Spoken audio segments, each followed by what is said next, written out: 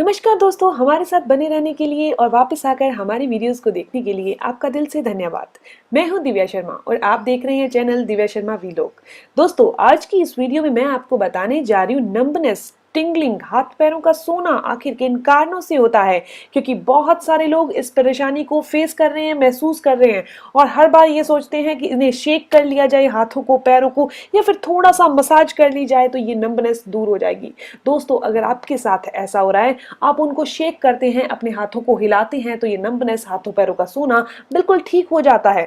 और अगर ये ऐसा नहीं होता, ये ठीक नहीं होता, तो इस वीडियो को प्लीज एंड तक जरूर देखिए। ये वीडियो ज्यादा से ज्यादा 4 से 5 मिनट की रहने वाली है, लेकिन उन सभी लोगों के लिए बहुत मूल्यवान है, बहुत वैल्यूएबल है जिनको भी ये समस्या हो रही है। दोस्तों, इस इलाज को मैं 2 भागों में डिवाइड कर रही हूँ, 2 भागों में बांट रही हूँ। पहले वो लोग जिनको ये कभी कभार होता है और जब अपने हाथों या पैरों को हिलाते हैं, थोड़ा सा मसाज करते हैं, थोड़ा सा दबाते हैं, तो वो बिल्कुल ठीक हो जाता है। तो उन्होंने क्या करना है? इसके अलावा अगर ये समस्या हिलाने पर, डुलाने पर नहीं ठीक होती और ये ऐसे ही नंबनेस, हाथ पैर सोए ही रहते हैं, कोई मतलब 5 फिंगर्स होती हैं हमारे हाथ में और 1 फिंगर, 2 फिंगर या 3 फिंगर सोई रहती हैं, पैर सोया रहता है, तो अगर आपके साथ ऐसा हो रहा है तो प्लीज जरूर इलाज जान लीजिए और कारण भी आपको जरूर बताए जाएंगे। तो सबसे पहले फर्स्ट इलाज यानी कि फर्स्ट पार्ट की बात करते हैं। अगर आपको ऐसा होता है कि ये कभी कभार हो रहा है कि आप जब ज्यादा टाइम तक पलाथी लगाकर बैठे रहे, 1 घंटा 2 घंटे, तो आपके पैर सो गए, या फिर आप रात को सोए हैं, आपने अपनी बाजू अपने सिर के नीचे रखी तो और ऐसे ही सोए रहे तो करके आपके हाथ सो गया, पैर सो गया, या फिर आपका बॉडी का कोई भी पार्ट सो गया, आपने जब शेक किया, हिलाया, तो वो बिल्कुल नॉर्मल हो गया। दोस्तों, अगर ऐसा हो रहा है तो क्या होता है, हमारे हाथ या हमारे पैर में ब्लड का सर्कुलेशन अच्छे से नहीं हो पाता। अब ये जरूर जान लीजिए कि कुछ लोग आराम से बैठे रहते हैं, कुछ लोग आराम से लेटे रहते हैं 2 घंटे 3 घंटे, लेकिन उनके हाथ पैर नहीं सोते। लेकिन आपके अगर कभी कभार भी सो रहे हैं तो आपके ही पैरों में खून की सप्लाई अच्छे से क्यों नहीं हो रही, दूसरे लोगों के क्यों अच्छे से हो रही है? तो आपको एक चीज बता दूं, इसका रीजन तो सबसे पहले यही है कि हाथ पैर अगर सो रहे हैं कभी कभार तो खून की सप्लाई उस अंग में नहीं हो रही। लेकिन ये ऐसे होता क्यों है?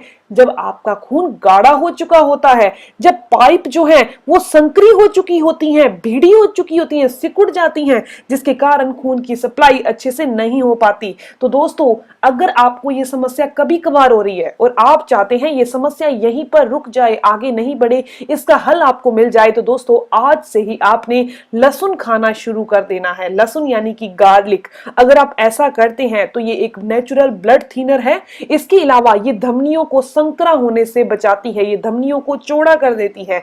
आपको ये समस्या दोबारा कभी नहीं होगी। अब आपके मन में ये आएगा कि हमने लहसुन का सेवन कितने टाइम तक करना है, तो कम से कम 1 महीना रोजाना कीजिए, 1 दिन छोड़कर 1 दिन। गर्मियां हैं, 1 दिन छोड़कर 1 दिन आपने इसका सेवन करना है। सुबह खाली पेट अच्छे से चबाकर, चाहे आप पेस्ट बना लीजिए, चम्मच की सहायता से मुंह में रखिए और ऊपर से गुनगुना पानी पी लीजिए।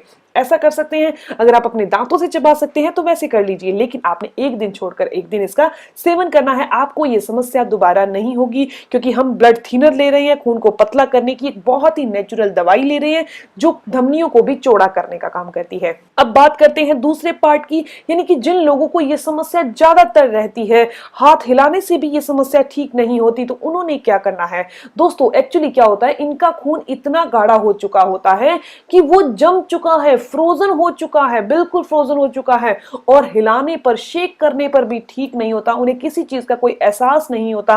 किसी चीज को उठाते हैं तो 2 फिंगर को तो एहसास हो रहा है, 2 उंगलों को तो एहसास हो रहा है कि हम कप उठा रहे हैं, लेकिन बाकी की 3 फिंगर्स को नहीं हो रहा।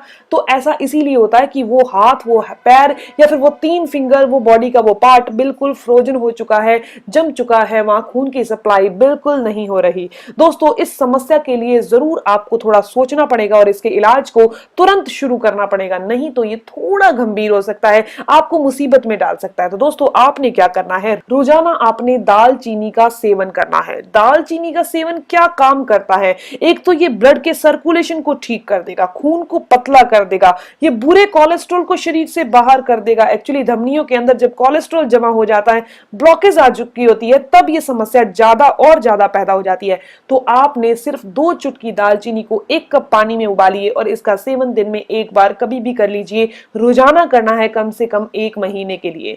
अगर आपको इस दौरान कोई गर्मी महसूस होती है, आप दिन में 3 बार 4 बार सौंफ चबा सकते हैं, सौंफ का पानी पी सकते हैं। सौंफ का पानी आपने गर्म करके नहीं पीना, जस्ट सौंफ को पानी में भिगोइए और इस पानी को 2-3 घंटे के बाद छान कर पी लीजिए। ऊपर से सौंफ भी चाहे खा लीजिए। दोस्तों, ये तो मैंने आपको तरीका बताया जिनको भी ज्यादा प्रॉब्लम है या कम प्रॉब्लम है। इसके अलावा दोस्तों, मैं आपको 3 ऐसी चीजें बता रही हूं जिनकी शरीर में कमी होने से ये नर्वस सिस्टम बहुत कमजोर पड़ चुका होता है। नंबनेस इतनी ज्यादा बढ़ चुकी होती है कि दालचीनी ले लो चाहे लहसुन ले लो, वो ठीक नहीं होती। उसके पीछे क्या रीजन है?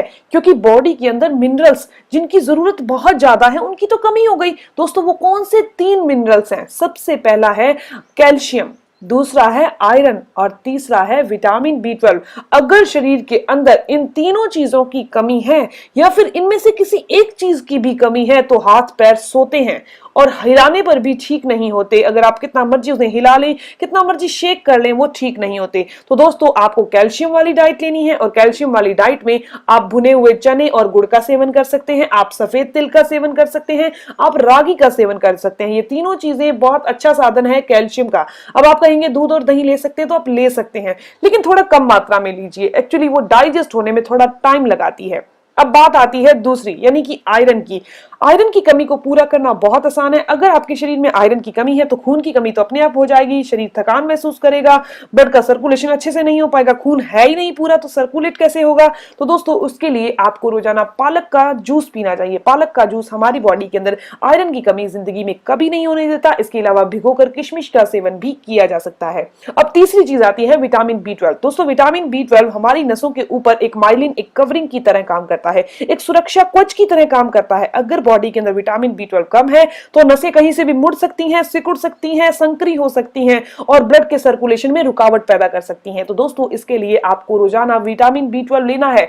विटामिन B12 किस में अच्छा होता है? आप दही ले सकते हैं, दही को आटे में डालकर आटा गूंथ सकते हैं, आप रोजाना अंकुरित अनाज खा सकते हैं, आप अच्छी मात्रा में धूप लीजिए, दूध दही का सेवन ज्यादा कीजिए। इन सभी चीजों में विटामिन B12 होता है। तो दोस्तों, ये जानकारी, ये इंफॉर्मेशन यहीं तक थी। मैं आशा करती हूं, उम्मीद करती हूं इस जानकारी को फॉलो करने के बाद आपकी ये नंबनेस की समस्या बिल्कुल दूर हो जाएगी। आप इसे जरूर फॉलो कीजिए और इसके बेनिफिट लीजिए और मुझे कमेंट करके जरूर बताइएगा। और अगर आपके कोई सवाल हो, जैसे कि मैंने आपको बताया, आप कमेंट कर सकते हैं। नहीं तो मैं दिव्या शर्मा चैनल पर 7 से 7:30 लाइव आती हूँ, आप तब भी पूछ सकते हैं। शाम को आती हूँ लाइव।